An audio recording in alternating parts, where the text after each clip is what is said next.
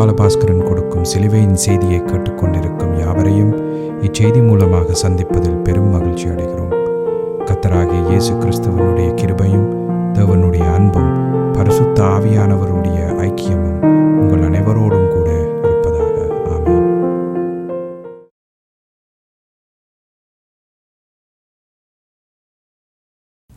நான் போல் பாலபாஸ்கரன். நான் ஒரு இவாஞ்சலிஸ்ட்.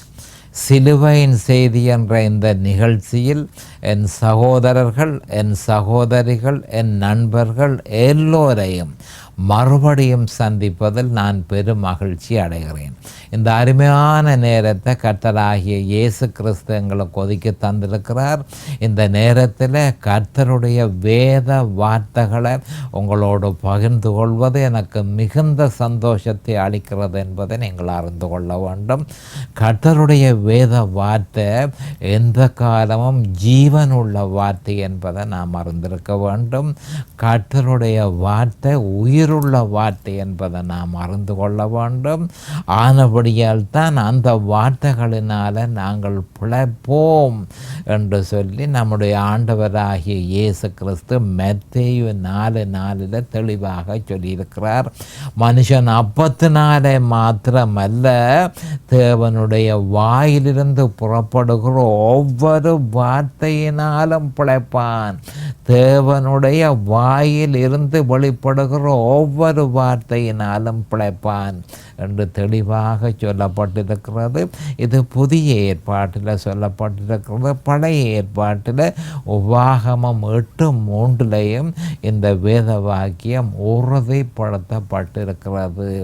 ஆனபடியால் வேத வார்த்தைகள் உயிருள்ள வார்த்தைகள். நாம் பிழைக்கிறதுக்கு அந்த வார்த்தைகள் உதவுகின்றன என்ற உண்மையை நாம் தெளிவாக அறிந்திருக்க வேண்டும். இப்பொழுது நாம் வேத வார்த்தைக்கு கடந்து செல்வோம். ரோமர் 8:2 கிறிஸ்து இயேசுவினாலே ஜீவனுடைய ஆவியின் பிரமாணம் என்ன பாவம் மரணம் என்பவைகளின் பிரமாணத்தில் நின்று விடுதலை ஆக்கிட்டே. திருப்பியும் வாசிக்கிறேன். ரோமர் 8:2 கிறிஸ்து இயேசுவினாலே ஜீவனுடைய ஆவியின் பிரமாணம் என்ன பாவம் மரணம் என்பவைகளின் பிரமாணத்தில் நின்று விடுதலை ஆக்கிட்டு. அப்போ பவுல் அப்போஸ்தலர் இந்த மிக முக்கியமான வேத வார்த்தையிலே என்ன சொல்கிறார் என்று சொன்னால், நான் விடுதலையாக்கப்பட்டேன். பாவம் மரணம் என்ற பிரமாணம் என்னிலே ஆக்கிரமித்திருந்தது. பாவ செயல்களை நான் செய்தேன். தேவனுக்கு விருப்பமில்லாத செய்கைகளை நான் செய்தேன். அது எனக்கு வேதனையை கொடுத்தது. ஆனால் கிறிஸ்து இயேசுவினாலே ஜீவனுடைய ஆவியின் பிரமாணம் அந்த வழிபாடு எனக்கு கிடைத்த உடனே பாவம் மரணம் என்ற அந்த பிரமாணத்தை நின்று நான் விடுதலை ஆனேன் என்று சொல்லி அவர் மிகுந்த சந்தோஷத்தில் இப்படி சொல்லியிருக்கிறார். இந்த வேத வார்த்தைக்கு நான் தெரிந்து கொண்ட தலையங்கம், கிறிஸ்து இயேசுவினாலே ஜீவனுடைய ஆவியின் பிரமாணம். கிறிஸ்து இயேசுவினாலே ஜீவனுடைய ஆவியின் பிரமாணம். இப்பொழுது இது பற்றி நாம் இன்னும் அதிகமாக அறிந்து கொள்வதற்கு ஏதுவாக ஜெபத்திற்கு கடந்து செல்லுவோம். அருமையானங்கள் பிதாவே உமக்கு ஸ்தோத்திரம். பரலோகத்தின் தேவனே உமக்கு ஸ்தோத்திரம். கர்த்தராகிய எங்கள் ஆண்டவரே உமக்கு அன்றைக்கும் ஸ்தோத்திரம். காலதோறும் உம்முடைய கிருபைகள் புதியவைகளாய் இருப்பதற்காக ஸ்தோத்திரம்.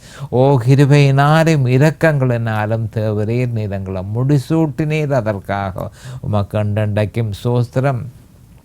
நாம் நிர்மூலமாகாமல் இருப்பது உம்முடைய கிருபையே. அதற்காக இன்றைக்கும் ஸ்தோத்திரம். உம்முடைய உண்மைகள் புதியவைகளாய் இருப்பதற்காக இன்றைக்கும் ஸ்தோத்திரம். அருமையான பிதாவே, இந்த நேரத்தில் இந்த வேத வார்த்தைகளை கேட்டுக்கொண்டிருக்கும் என் சகோதர சகோதரிகள் நண்பர்கள் எல்லோரையும் தேவரீர் ஆசீர்வதித்து அபிஷேகித்து உம்முடைய வேத வார்த்தைகளை அறிந்து கொள்ளக்கூடிய பாக்கியத்தை அவர்களுக்கு கொடுத்தருள வேணுமென்றும் அதே நேரம் அடியேனையும் அபிஷேகித்து உம்முடைய வேத வார்த்தைகளை நிதானமான முறையில் போதிக்கத்தக்கதாக உம்முடைய பரிசுத்த ஆவியானவர் தாமே முன்னின்று போதனையை செய்ய வேண்டும் என்று இயேசு கிறிஸ்துவின் நாமத்தினால் கேட்டுக்கொள்கிறேன் பிதாவே. ஆமேன் அண்ட் ஆமேன் அண்ட் ஆமேன்.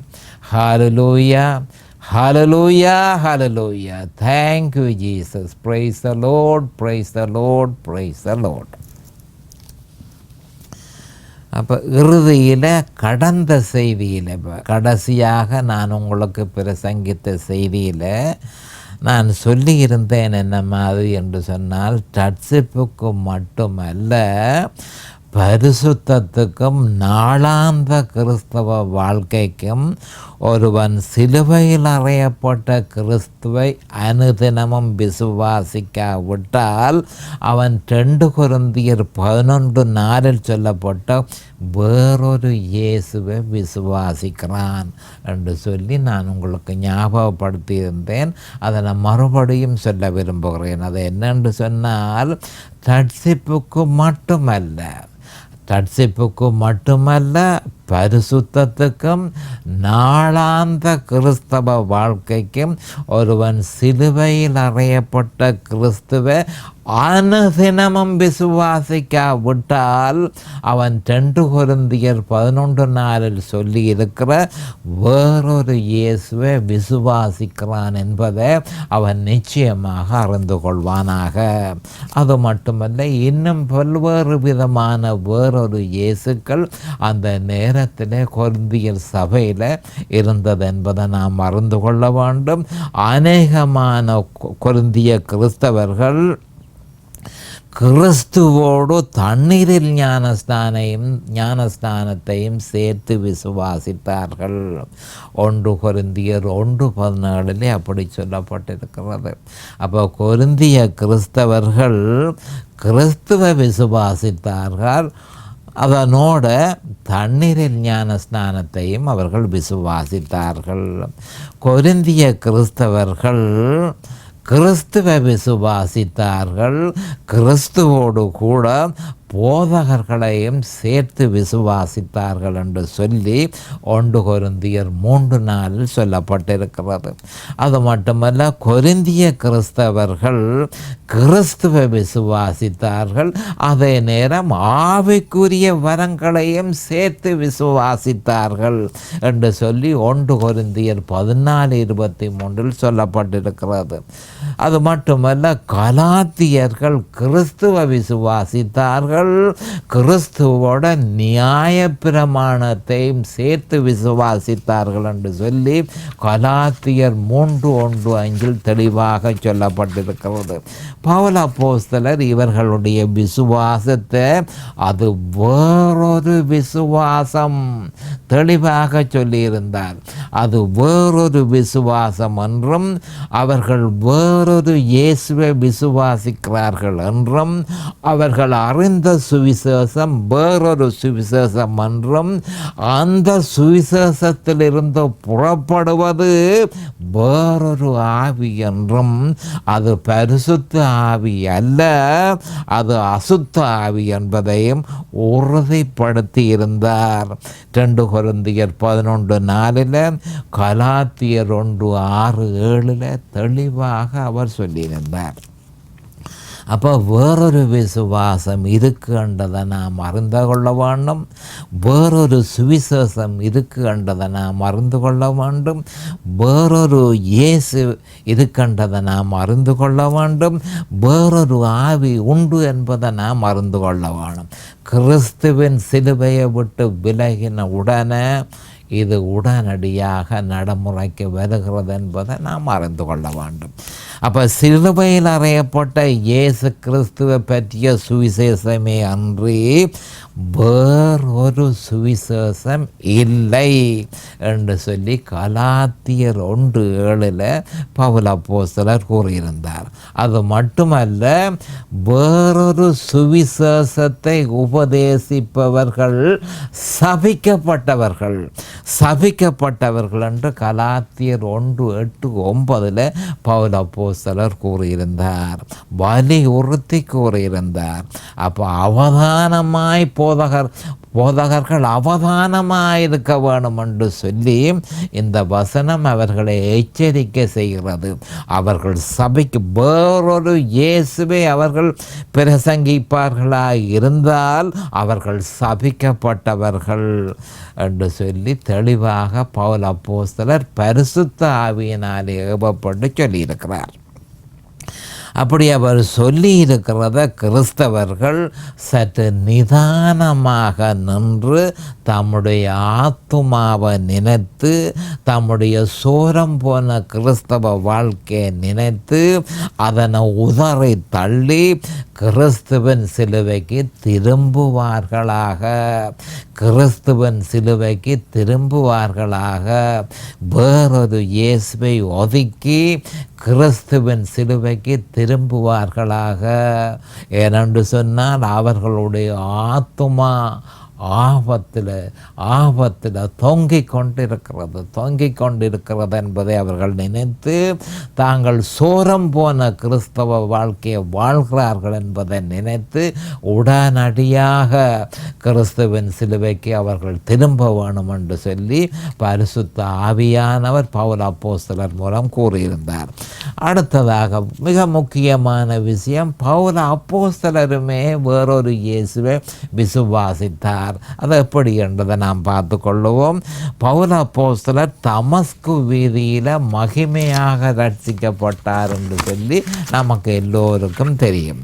அவர் பரிசுத்த ஆவியினால் ஞான ஸ்நானம் செய்யப்பட்டு தான் பரிசுத்த ஆவியினால் நிரப்பப்பட்டதற்கு அடையாளமாக அந்நிய பாஷையை பேசினார் என்று சொல்லி 1 கொரிந்தியர் 14:18 சொல்லப்பட்டிருக்கிறது.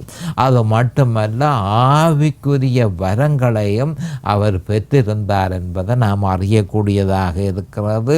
மேலும் அப்போஸ்தலராக ஊழியத்துக்கும் அவர் அழைக்கப்பட்டார் என்பதை நாம் அறிந்து கொள்ள வேண்டும்.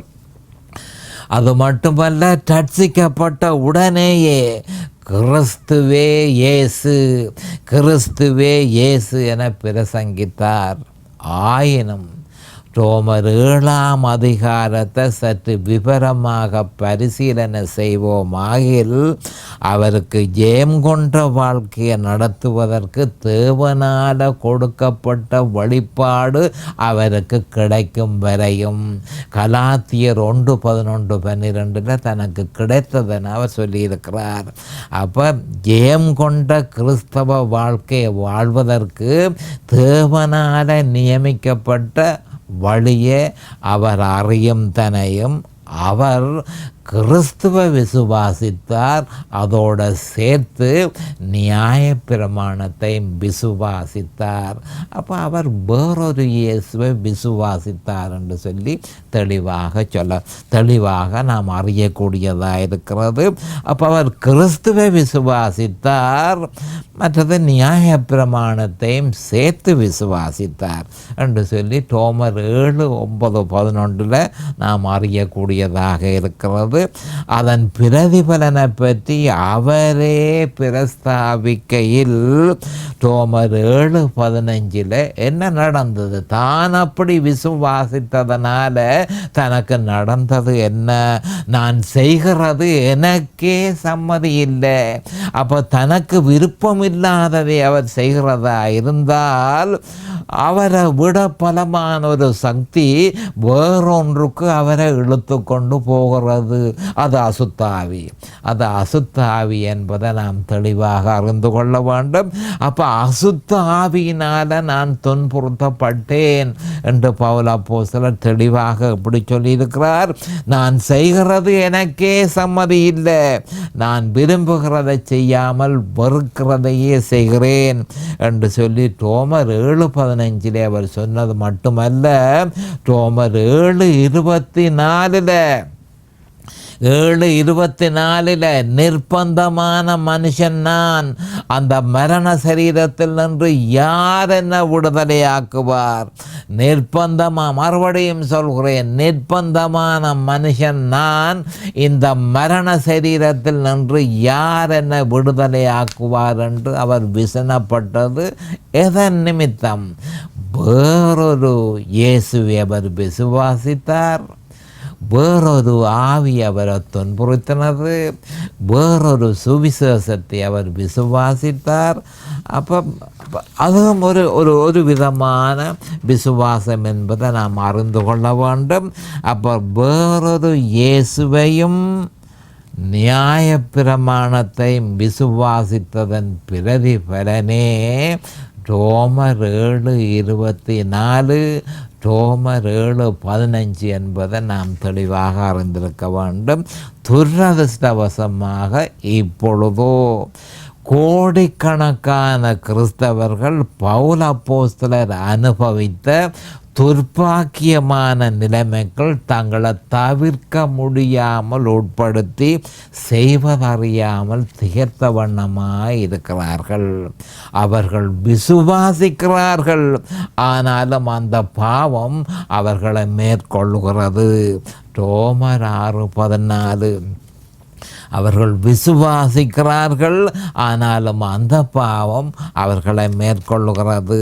இவர்கள் தங்களுடைய போதகர்களிடத்தில் சென்று தம்முடைய நிர்பந்தமான நிலைமையை வெளிப்படுத்தும் பொழுது 7:15 சொல்லப்பட்ட நிர்பந்தமான நிலைமை மற்றும் பல்வேறு விதமான மாம்சத்தின் கிரியைகளினால் அவர்கள் தாக்கப்பட்டு ஆக்கிரமிக்கப்பட்டு வேதனைப்படும் பொழுது இந்த கிறிஸ்தவர்கள் தங்களுடைய போதகர்களிடத்துக்கு போய் தங்களுடைய வேதனைகளை அவர்கள் சொல்கிறார்கள்.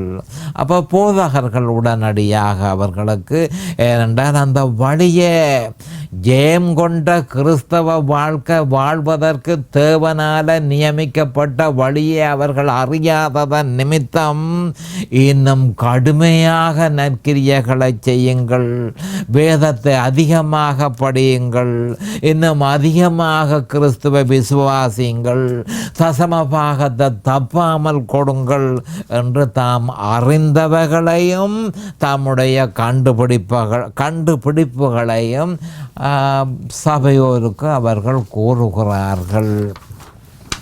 இன்னும் அதிகமான போதகர்கள் மனோதத்துவ ஆலோசனையை பெறுமாறு புத்தி சொல்லுகிறார்கள்.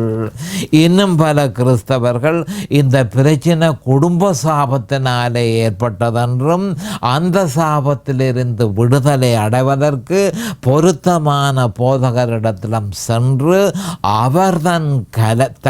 அவர்தன் கையை தலையின் மேல் வைக்கும் பொழுது விடுதலை கிடைக்கும் எனவும் பல்வேறு விதமாக வேதத்துக்கு விரோதமாக பொருத்தமற்ற வேத வசனத்தினால் சோடிக்கப்பட்ட ஆலோசனைகளை அநேகமான கிறிஸ்தவர்கள் தங்களுடைய சக கிறிஸ்தவர்களுக்கு ஆலோசனையாக கூறுகிறார்கள். இந்த ஆலோசனைகள் சிலது விசுவாசிகளுக்கு ஆசீர்வாதமாக இருக்கும், ஆனாலும் அவற்றினால் ஒரு பிரயோசனமும் ஏற்படாதிருப்பதை அந்த விசுவாசிகள் சீக்கிரமாக உணர்ந்து கொள்வார்கள். இவர்களும் கிறிஸ்துவை விசுவாசிக்கிறார்கள், பவுல் அப்போஸ்தலர் விசுவாசித்தது போலவே அவர்களும் விசுவாசிக்கிறார்கள். அதுவும் ஒரு விசுவாசமே. அந்த விசுவாசம் அவர்களை இக்கட்டான நிலைமைக்குள்ள மாட்டி வைத்திருக்கிறது என்பதை நாம் அறிந்து கொள்ள வேண்டும்.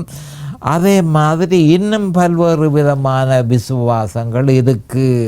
அப்போ விசுவாசத்தில் வேறொரு விசுவாசத்தை கிறிஸ்தவர்கள் கைக்கொள்வதனால தாங்க முடியாத வேதனைகளுக்குள்ள அவர்கள் மாட்டுப்படுகிறார்கள். இதை பற்றி யாக்கோபு என்ன சொல்லியிருக்கிறார் என்று சொன்னால், யாக்கோபு 2:19 தேவன் ஒருவர் உண்டென்று விசுவாசிக்கிறாய். அநேகமான கிறிஸ்தவர்கள் இயேசுவை அவர்கள் விசுவாசிக்கிறது குறைவு, ஆனால் தேவனை அவர்கள் விசுவாசிக்கிறார்கள். அப்போ பழைய ஏற்பாட்டில் தான் தேவன் பேரில் வைக்கும் விசுவாசம் என்று சொல்லப்பட்டிருக்கு. புதிய ஏற்பாட்டில் இயேசு கிறிஸ்து எல்லாவற்றையும் சிலுவையில் செய்து முடித்திருக்கிறபடியினால் இயேசு கிறிஸ்துவையும் அவர் சிலுவையில் செய்து முடித்ததை மட்டுமே விசுவாசிக்க வேணும். அப்போ என்ன சொல்லப்பட்டு கிடக்கு? இந்த யாக்கோபு 2:19 தேவன் ஒருவர் உண்டென்று விசுவாசிக்கிறாய். அப்படி செய்கிறது நல்லது தான், அதை பிழை என்று அவர் சொல்ல இல்லை. ஆனால் பிசாசுகளும் அந்த மாதிரி விசுவாசிக்கிறது. அப்போ கிறிஸ்தவனுக்கு யாக்கோபு சொல்லுகிறார், நீ பிசாசு விசுவாசிக்கிற மாதிரி எல்லோ விசுவாசிக்கிறாய். பிசாசுகளும் விசுவாசித்து நடுங்குகின்றன, ஆனால் நீ நடுங்குகிறதில்லை. பிசாசுகள் விசுவாசிக்கிறது, அதை விசுவாசித்து அதுகள் நடுங்குகின்றது, ஆனால் மனுஷனோ நடுங்குகிறது இல்லை. அப்போ இந்த விதமான விசுவாசத்தினாலே ஒரு பிரயோசனமும் இல்லை என்பதை நாம் அறிந்து கொள்ள வேண்டும். அது மட்டுமல்ல, அடுத்த விஷயத்தை மிக முக்கியமான இன்னொரு விதமான விசுவாசத்தை நாங்கள் அறிந்து கொள்ளக்கூடியதாக இருக்கிறது. யாக்கோபு 2:20 வீணான மனுஷனே கிரியைகள் இல்லாத விசுவாசம் செத்ததென்று நீ அறிய வேண்டுமோ. அப்போ யாக்கோபு என்ன சொல்லுகிறார், நீ சிலுவையில் அறையப்பட்ட இயேசு கிறிஸ்துவை விசுவாசித்து அந்த விசுவாசத்தில் நிலைத்திருப்பாயா இருந்தால் உன்னில் கிரியைகள் ஆரம்பமாக வேண்டும். நீ கிரியைகளை செய்கிறதல்ல, பரிசுத்த ஆவியானவர் உன்னை எழுப்பி சாவுக்கு ஏதுவான உன் சரீரத்தை எழுப்பி நற்கிரியைகளை செய்யுமாறு அவர் தூண்டுகிறார்.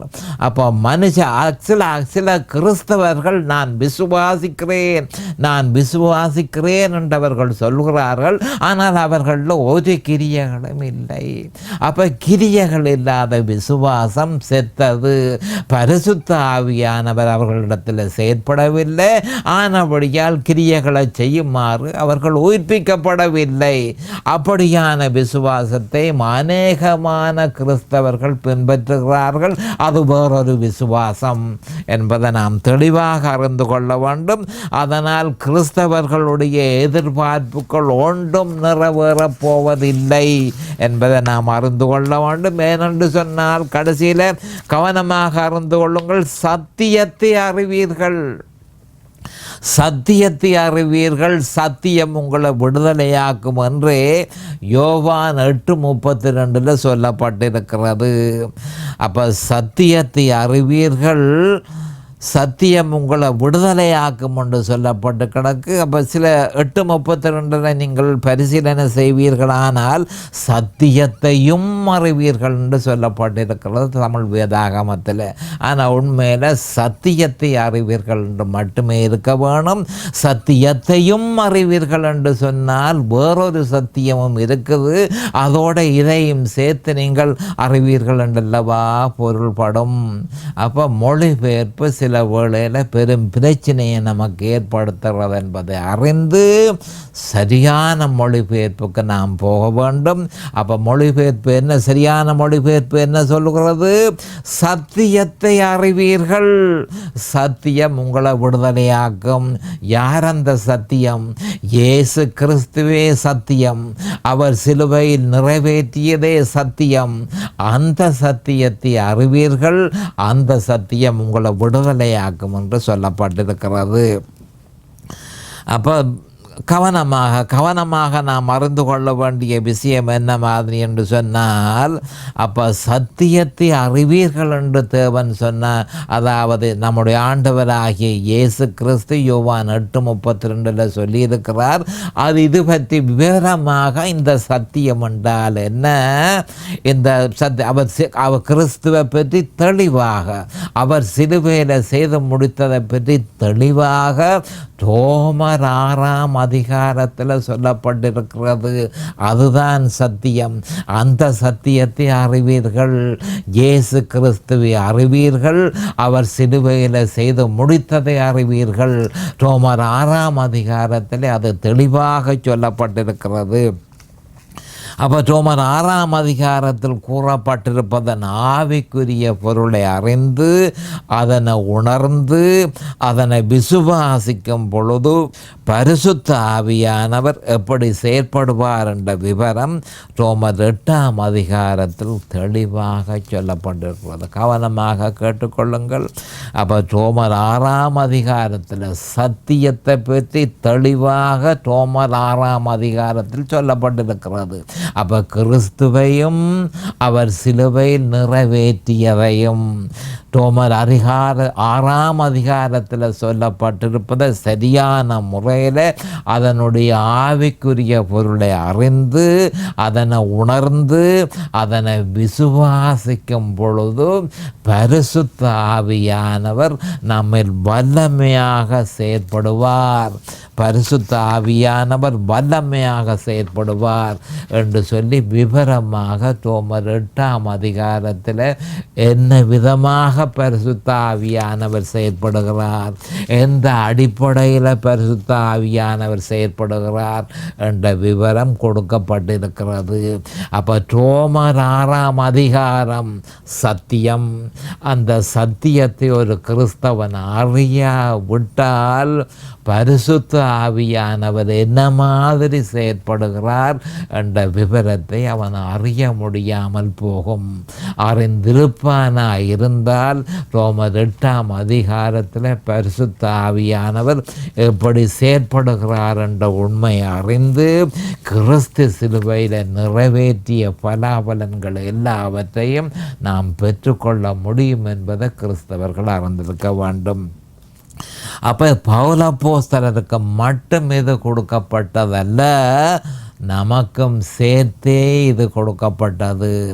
இந்த ரோமர் 8:2 கிறிஸ்து இயேசுவினாலே ஜீவனுடைய ஆவியின் பிரமாணம் பாவம் மரணம் என்பவைகளின் பிரமாணத்தில் நின்று விடுதலை ஆகிட்டு.